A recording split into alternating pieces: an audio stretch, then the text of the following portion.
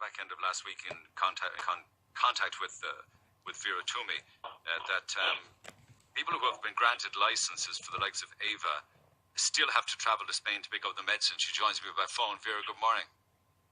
Morning, Neil. How are you? I'm told, actually, it's not Spain you're travelling to, it's Holland, is it? It is, yeah. We're going to Holland. So just explain to me now, the licence was granted to you and how many others now? At the moment, there's 17 licenses been granted to people within the Republic of Ireland for the THC medication. Okay, so 17 families have THC medication permission. License, yeah, that's correct. Yeah, there's a blend of Bedrocan and Tilray being prescribed for patients. So there's at least a dozen people in the Republic of Ireland that are on the Bedrocan medication, and among them are ourselves. There's an elderly couple about a mile outside of Macroom who my heart just breaks for, right? Because they're not actually over 60. They're in their 70s, and they're travelling over to Holland every 3 months to get medication for their son. There's another family up in Tipperary. They're up in their 60s. They're travelling over to Holland every 3 months to get their medication for their son. And people are afraid to come out and say anything because they're terrified because of the improvement that has occurred with the medication, that it might be taken off of them. But are you aware that in the UK, the same THC licence was granted to families and the medicine is delivered to their door? I absolutely am, because one of the women whose child got a licence over in England, her name is Hannah Deacon. Her son is Alfie Dingley, so people may have seen that little child's story as well. And that woman lived on the same street as us, if you could believe that, over in Holland. We were on the same street, shopping in the same shops, we're going out with our kids for the same reason, because we were both driven out of our countries to go and get the medication for our kids. And what happened to them was they got their licence, they returned home, and the Home Office in England arranged for them to have Bedrocan delivered to their pharmacy. And they just go to their local chemist and pick it up? Yeah. And you have to go to Holland to get it? I do. So nothing's really changed, really? You still have to travel out of the country? We still have to travel out of the country, and to make it even better, there's families above in Northern Ireland, there's family above in Northern Ireland. They're getting their medication delivered to their pharmacy as well. Now, the government are suggesting that it is not possible to export CBD and THC oil out of Holland commercially. But how have the British done it then, Neil? They're also, for now anyway, part of the same European Union. Absolutely correct. And the other point is that there was no change to any legislation over in England before Hannah Deacon's son got his licence. So they cannot fall back on there being any legislative change which happened in England around November the 1st. So for this treatment, the CBD THC, right, that's made huge, vast improvements to Ava's life. To pick that up in Holland, who picks up the tab for travel and expenses and everything? Well, the travel and expenses, in our case, we are being refunded, thanks be to God. However, it is just a mess for everybody. Our medication is being refunded, but we have a friend up in Athlone called Kenny Tynan. His medication is not being funded at all. And he is trying to organise fundraising events to try and pay for his medication. The man has a brain tumour, and he is being asked to fly over and back to Holland to collect his medication as the appointed person on his paperwork to collect his medication, and the man has a brain tumour. For himself now, this is for himself? That's for himself. And the thing is, that man's life is put at risk every time that he flies over to get his medication, because people were telling me that, you know, that when you have a condition like that, altitude, the flying is very dangerous, you know, and that, like, people are being put at risk. And the other just bizarre thing then is that the Compassionate Access Program is supposed to be coming out. This is the program that we've been waiting for 2 years for, to give people finally some resolution to being able to access medical CBD and THC in Ireland. And based on a correspondence that I've got, unheaded paper from the department, so at least it wasn't going to Kylie Minogue, although perhaps it may have done, I don't know. Oh, dear. The document, it states that what is going to happen regarding the Compassionate Access Program is consultants will be prescribing CBD, and you will have CBD under the Compassionate Access Program. But if you are a family, if you have a child that needs THC, you may be a person who has a child that is on CBD already and are just aching for the Compassionate Access Program to come through to allow you the opportunity to access THC.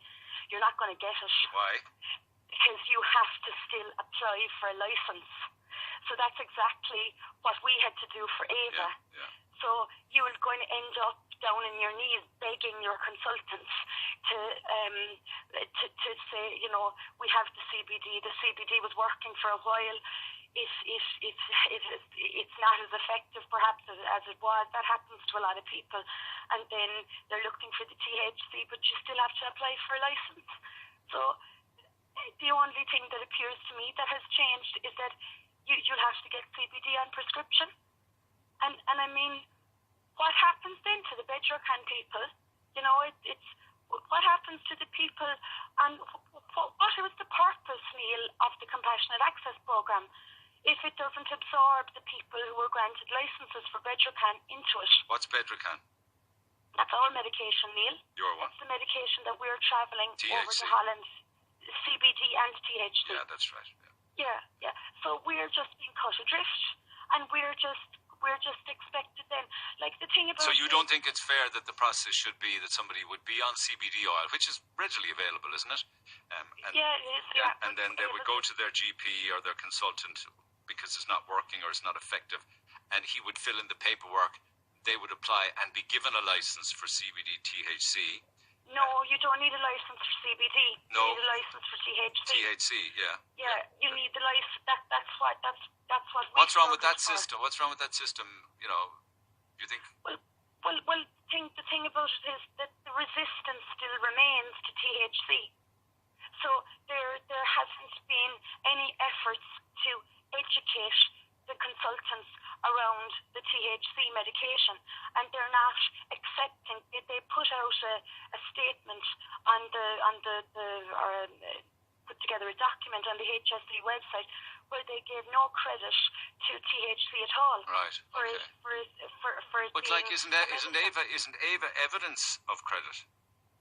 Not only is Ava evidence of credit, but Dr. Blonid McCoy's study on children with Dravet syndrome over in Canada, an eminent neurologist over there, the study that she conducted is there in black and white now to show doctors that THC is effective for seizures and for children with many different conditions. Like what? Did she make a list of conditions that THC is effective? Oh, do you know something? Without having it now down in front of me, I don't want to be stating things, but the study was regarding epilepsy. You know, but I mean, broadly speaking, beyond even her study. Okay, pain management? Oh, absolutely, yeah. Now, she's not a pain consultant, but it is not only, I mean, the higher percentages of CBD on its own are effective for the control of pain. But for more severe pain, the introduction of very low percentages of THC is very effective. Yes. And I mean, there's worldwide research on that. Look at if CBD and THC was not a productive, useful medication. It wouldn't be classified as a medication over in Holland. Yeah. No, you see, I was of the understanding that you and all of the other families are individuals, like the man with the brain tumour who got their licence could now get a prescription and go to their local pharmacy and pick up their medicine. You're telling me, we got to go to Holland. No, Neil, we've never, our local pharmacist is a marvellous person, Henry Murphy inside in Macroom, and we have had a wonderful relationship with Henry from the whole time, from the very beginning that Eva was sick, and we've never collected a prescription for medical cannabis from our pharmacist. So you have to trudge away every 3 months, book a flight and go to Amsterdam or something, is it? Yeah, we used to go to Amsterdam and then go on the train down to The Hague and get your medication and turn around and come back again. And can you not get a year's supply or 6 months or whatever, no? No, sure, you have to reapply for the licence every 3 months. You're not only going over to collect the medication, you have to reapply every 3 months for the licence. But what kind of a backward country is this? In the UK, they pick it up at their pharmacy. In Ireland, you have to catch a plane and a train and all sorts of things in Holland. It's like the whole cervical smear scandal, isn't it? Women waiting 8 and 10 months to find out if they have cancer. And if you go privately for the smear, you'll know in a couple of weeks. It's unbelievable, and like the thing is, we are, and maybe there'll be people out there saying, wouldn't she be grateful? And I am grateful, and we're grateful for Eva, and it's a privilege to be Eva's mother, to to have such a wonderful little girl, such a fighter that she stayed with us. But the thing about it is, Neil, in a few months' time, if you got a desperate pain somewhere, that it was the way that you were going to be treated with medical CBD and THC for, say, chronic pain. Please God, I'm only just saying that now. But you could go into Douglas to collect your prescription. You could be going into Douglas to collect your medication, and you could meet me inside in town maybe, and I'll be after booking my flight to go over to Holland to get my medication. That's nuts. Where's the sense in that? But also it means that, say, an adult with chronic pain themselves would have to take a flight to Holland. Oh, yeah. Sure, yeah. that's lunacy. You need to get that brought up in the Dáil. Now, I have contacted the Department of Health, right? And I am waiting nearly 3 weeks for the person that I was talking to above in the Department of Health to contact my GP, because I found the distributor that is over in England who is helping the family in London and family in Northern Ireland to get their medication delivered. And you know what that distributor said to me? What? He wants to help us. And he's a gentleman. He's a wonderful man. And he wants to help us. And I got onto the department and I spoke to them in the Controlled Drugs Unit in the Department of Health. And I asked them, what are we going Talk to to do? this distributor. Yeah. Now, eventually, the distributor actually contacted them, and I was told to contact my GP, to get onto my GP to know would he engage with the department, and he's waiting nearly 3 weeks for a phone call from them. Stupid amounts of bureaucracy, isn't there, and red tape. So what do I do, Neil? Who do I get onto? I've got onto all the politicians. I'm after speaking to every one of them, and I feel like, I think it's a job for you. You feel like what? I feel like as they'll bring in the Compassionate Access Programme, and that we are still being punished, We are still being punished for standing up and trying to do the very best that we could for Eva and get what Eva needed. Eva's inside in school this morning, thanks be to God. But I'm still being punished for standing up and fighting for my child. Why haven't they created a system where we're able to get our medication? Why haven't they focused on the fact that the British had been able to organise it for the patients over there to get their medication brought into the country? Why haven't they made inquiries, simple inquiries that I've made myself, simple inquiries to find out how did they achieve this. To make life easier for Irish citizens and their sick children, or them sick themselves from chronic pain or whatever. Do you think that this is done intentionally because you kicked up, as you say, such a fuss? I think I'm not the most popular person above in the Dáil anyway. I'd say that, all right, you know. I mean, can I say that it's been done deliberately? Do I have evidence that it's been done deliberately? Of course I don't. But EU states can move things around very easily. Like, if the British can do it, we can do it. The same rules of the EU apply. That'd be my understanding of it. And I mean, you know, put it back to an experience that we had with a pharmaceutical medication, which was one that Eva was put, unfortunately, unsuccessful. It wasn't successful for her, but it was an unlicensed medication. It wasn't licensed here in Ireland. And what happened was there was certain paperwork to fill out. The consultant at the time organised the paperwork, and the medication was brought in, especially for Eva, into Henry Murphy's inside in Macroom, and we got that medication. And this would be a similar, I've been told, this would be a similar kind of situation where the medication is different, and that there would be, that it would be organised. Now, I've also got correspondence from the Health Products Regulatory Authority who have told me that it is possible to do this with the cooperation of the Dutch.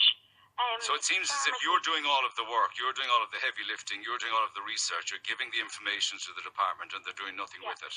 That's very frustrating, to say the least. And compare Ava's situation now and her condition, to say 2 years ago. There is no comparison. I mean, you know, we've a little girl, and she's having her little chats, and she's going to school. I mean, two weeks ago she went 5 days to school, Neil. Now, do you know what?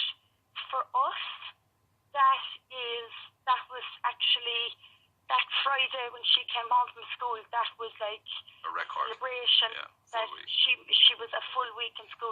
Now, I will say to you that she picks up every bug. I'm always saying that. We've got the ear infections under control, thanks be to God. But she's prone to getting kind of coughs and kind of a bit chesty and things. But again, like I said to you, when we came back from Holland, you know, December, if I have to be following Eva around with the Calpol at the Nurofen to keep the temperature down, to keep You'd be it happy safe, to do it. That's not much of a... But say, because the past would have been 70 seizures a day and 24/7 housebound, right? Oh, yeah. I mean, well, like, the thing is, she hasn't been admitted to hospital in an emergency now since October of 16. I think it's a disgrace that you're still fighting for something that could very easily be fixed and solved a long time ago, and you're still travelling to Amsterdam. I would just appeal to the politicians in Cork to come together to help me, please. Well, let me do some work on that when we get off the air. It's a job for the opposition to raise that in the Dáil and get it fixed and sorted fast for you and all of the other people. What do you make then of Leo Varadkar using his time in office to write to Kylie Minogue then? See if we could get a one-on-one in the Marion Hotel. It's just, I don't know whether it's funny or whether it's heartbreaking. I think it's probably heartbreaking, the lack of interest that is there. I mean,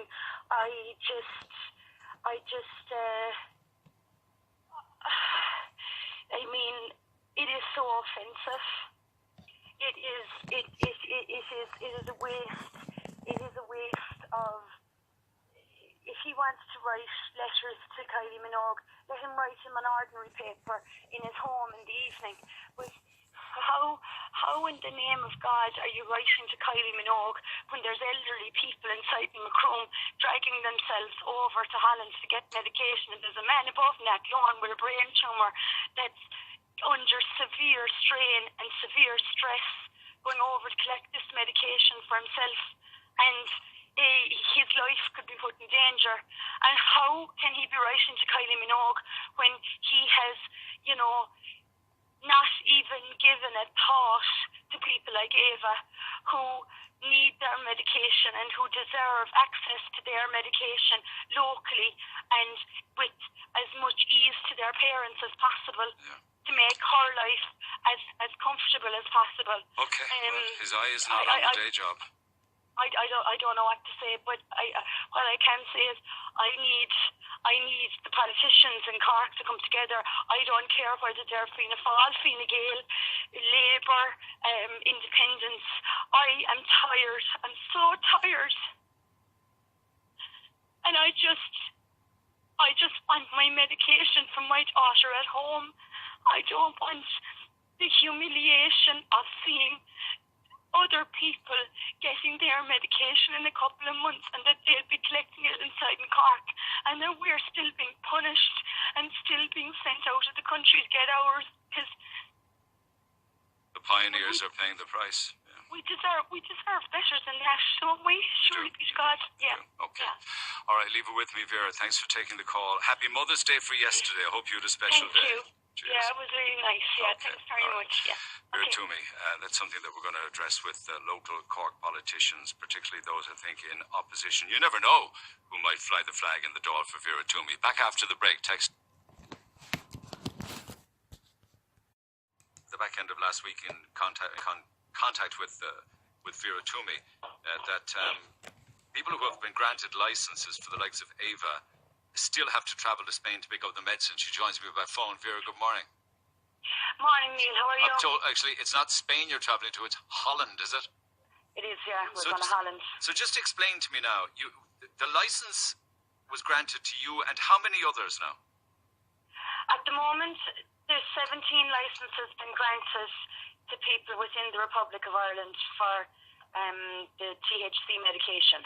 Okay, so 17 families have THC medication permission.